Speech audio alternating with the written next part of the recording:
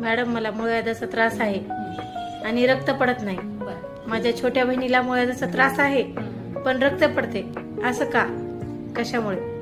कसं असतं की आता तुम्हालाही मूळव्याधाचा त्रास आहे, तुमच्या बहिणीलाही मूळव्याधाचा त्रास आहे, पण एकीला रक्त पडतं एकीला रक्त पडत नाही. आता काय आहे की मूळव्याध म्हणजे काय हे आधी तुम्ही समजून घ्या.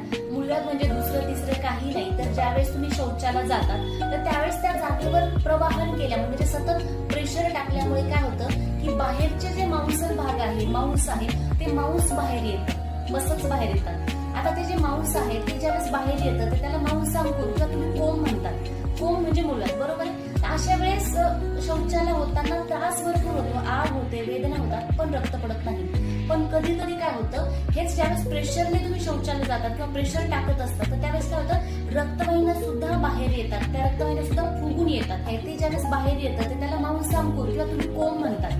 कोंब म्हणजे मूळव्याध, बरोबर आहे. तर अशा वेळेस शौचालय होताना त्रास भरपूर होतो, आग होते, वेदना होतात, पण रक्त पडत नाही. पण कधी कधी काय होतं, हेच ज्यावेळेस प्रेशरने तुम्ही शौचालय जातात किंवा प्रेशर टाकत असतात तर त्यावेळेस काय होतं, रक्तवाहिन्या सुद्धा बाहेर येतात, त्या रक्तवाहिन्या सुद्धा फुगून येतात.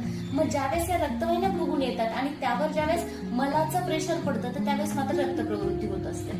आता बऱ्याचदा असं होतं ना की कोंब नसतात पण रक्त प्रवृत्ती होत असते, वेदना तर भयंकर असतात. मग जसं आपल्या पायाला किंवा पडतात तशाच भेगा सतत म्हणजे मलप्रवृत्ती जर कडक होत असेल, कॉन्स्टिपेशन सतत असेल, शौचालय नीट साफ होत नसेल आणि सतत तुम्ही प्रवाहन करत असाल किंवा सतत प्रेशरने शौचालय होत असेल तर अशा वेळेस काय होतं, त्या जागेभोवती म्हणजे संडासच्या जागेला चिरा पडतात, बारीक बारीक भेगा पडतात. याला आयुर्वेदामध्ये परिकर्तिका असं म्हणतात, ज्याला तुम्ही फिशर असं म्हणतात.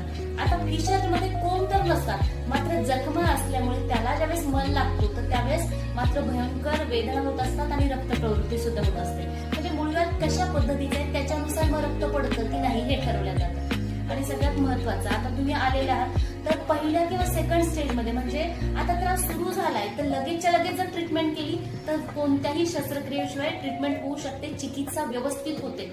आणि जर तुम्ही खूप उशीर करत असाल, आजार खूप वाढला तर निश्चितच त्याला कधी कधी ऑपरेशनची सुद्धा गरज लागते.